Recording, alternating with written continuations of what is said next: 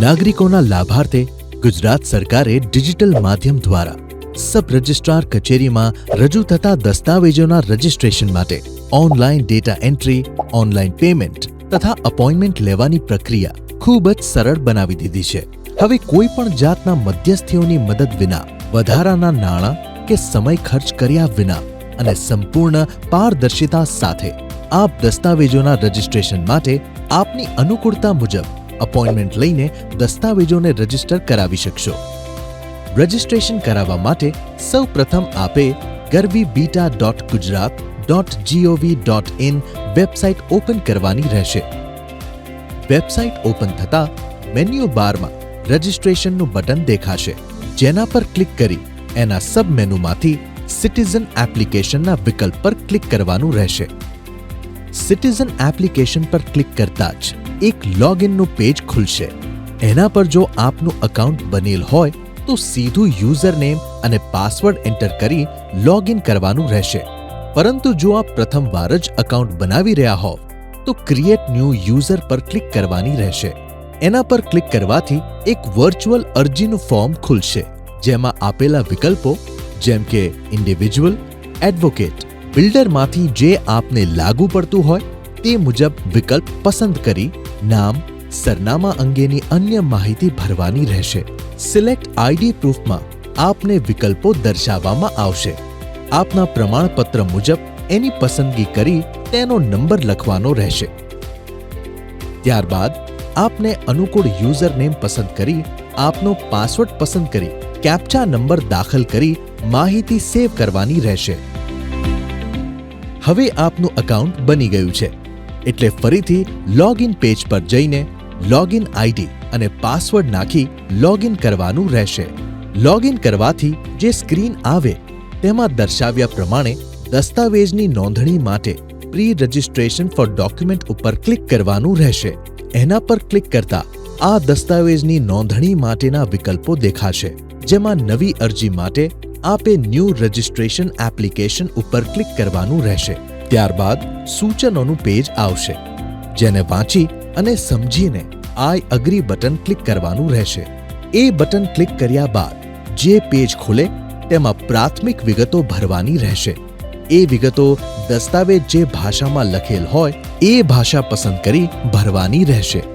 ત્યારબાદ nature of document, દસ્તાવેજનો પ્રકાર, સબ nature of document, દસ્તાવેજનો પેટા પ્રકાર, મત્તું કર્યા તારીખ વગેરે ભરી સેવ એન્ડ કન્ટિન્યુ બટન ઉપર ક્લિક કરવાની રહેશે.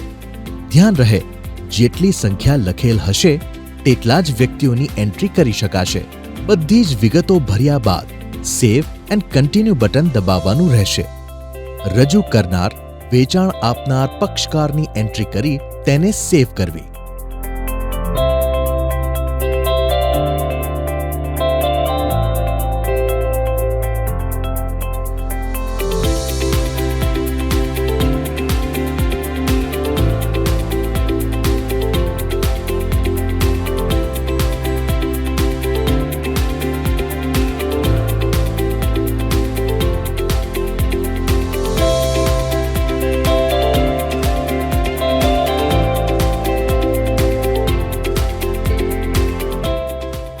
દાખલ કરેલ આઈડી પ્રૂફની નકલ દસ્તાવેજની નોંધણી સમયે સાથે રાખવી. જો એક કરતાં વધુ પક્ષકાર હોય તો પ્રથમ વ્યક્તિની એન્ટ્રી સેવ કરી ન્યૂ બટન ઉપર ક્લિક કરી એક પછી એક એન્ટ્રી કરવાની રહેશે. આ જ મુજબ આપનારની વિગતો સેવ કર્યા બાદ લેનાર પક્ષકારોની વિગતો સેવ કરવી. આપનાર તથા લેનાર પક્ષકારોની વિગતો સેવ કર્યા પછી ઓળખાણ આપનાર પક્ષકારોની વિગત લખવી. તમામ પક્ષકારોની એન્ટ્રી થઈ ગયા બાદ તેનો પ્રિવ્યુ જોઈ શકાશે. જો કોઈ પક્ષકારની વિગતો ખોટી લખાયેલ હોય તો તેને જે તે નામની લાઇનમાં આપેલ એડિટ અથવા ડિલીટ બટન દબાવી ફેરફાર કરી શકાશે.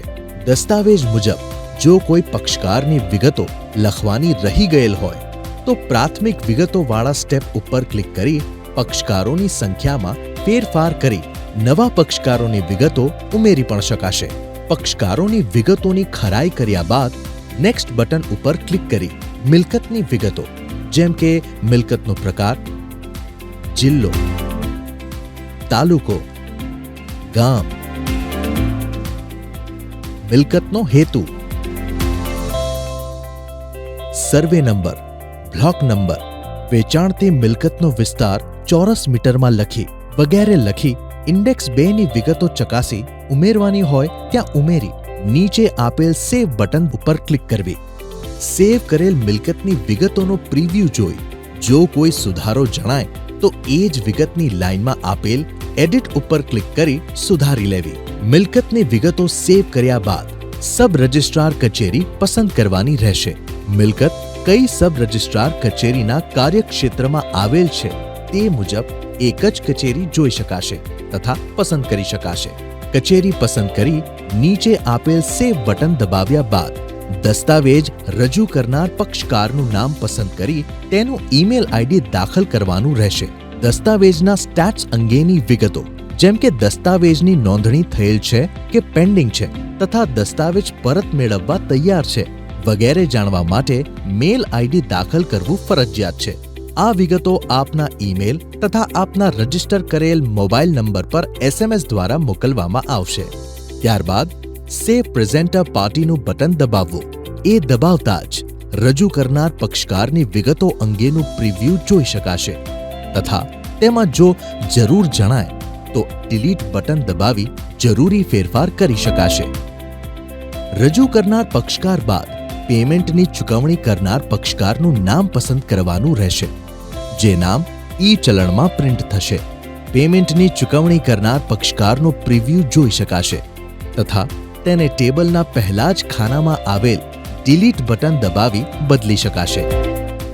ત્યારબાદ અવેજની રકમ, બજાર કિંમત, મિલકતની માર્કેટ વેલ્યુ જો આપે જાણવી હોય તો વેબસાઇટના હોમ પેજ પર આવેલ ઓનલાઈન સર્વિસીસના મેન્યુમાં માર્કેટ વેલ્યુનો વિકલ્પ છે જેના દ્વારા આપ મિલકતની માર્કેટ વેલ્યુ જાણી શકો છો. જે દસ્તાવેજની નોંધણી કરવાની છે તેના પાનાની સંખ્યા, એન્ડોર્સમેન્ટ પેજ ઓછામાં ઓછા 5 લખી વિગતો સેવ કરવાની રહેશે. પરંતુ જો લેનાર વ્યક્તિ અથવા વ્યક્તિઓ જો મહિલા હશે તો નોંધણી ફીમાં 1% માફીની જોગવાઈ સરકાર દ્વારા તારીખ 11 જૂન 2004 થી કરવામાં આવેલ છે. નોંધણી ફી માટે ફરજિયાત રજિસ્ટ્રેશન ફીની ચૂકવણી ઓનલાઈન કરવાની રહેશે તથા સ્ટેમ્પ ડ્યુટીની ચૂકવણી ઈ પેમેન્ટ અથવા અન્ય વિકલ્પો દ્વારા કરી શકાશે.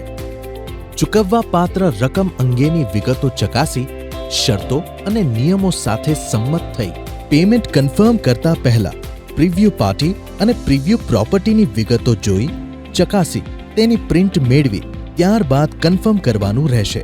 પેમેન્ટ માટે સાયબર ટ્રેઝરી પોર્ટલ ઉપર માગ્યા મુજબની વિગતો ભરી ફી ભરપાઈ કરવાની રહેશે. ભરપાઈ કરેલ ફીની વિગતો નીચે દર્શાવ્યા મુજબ જોઈ શકાશે તથા તેને પ્રિન્ટ કરી શકાશે. એ જ ભરપાઈ કરેલ ફીના ઈ ચલણની પ્રિન્ટ મેળવી સબ રજિસ્ટ્રાર કચેરી ખાતે દસ્તાવેજ સાથે રજૂ કરવાની રહેશે. ત્યારબાદ દસ્તાવેજ નોંધણી માટે અપોઇન્ટમેન્ટ માટેની તારીખ પસંદ કરી ઉપલબ્ધ ટાઈમ સ્લોટ પસંદ કરી બુક ટાઈમ સ્લોટ ઉપર ક્લિક કરવી. પ્રિન્ટ અપોઇન્ટમેન્ટ શેડ્યુલ ઉપર ક્લિક કરી તેની પ્રિન્ટ મેળવવી તથા દસ્તાવેજ નોંધણી સમયે સબ રજિસ્ટ્રાર કચેરીમાં રજૂ કરવાની રહેશે. જે રજૂ કરવાથી આપના દસ્તાવેજોનું રજિસ્ટ્રેશન સરળતાથી થઈ જશે. સાથે જ આપના દસ્તાવેજોની કરવાહીની દરેક વિગત આપના મોબાઈલ નંબર તથા ઈમેલ આઈડી પર આપને મળતી રહેશે.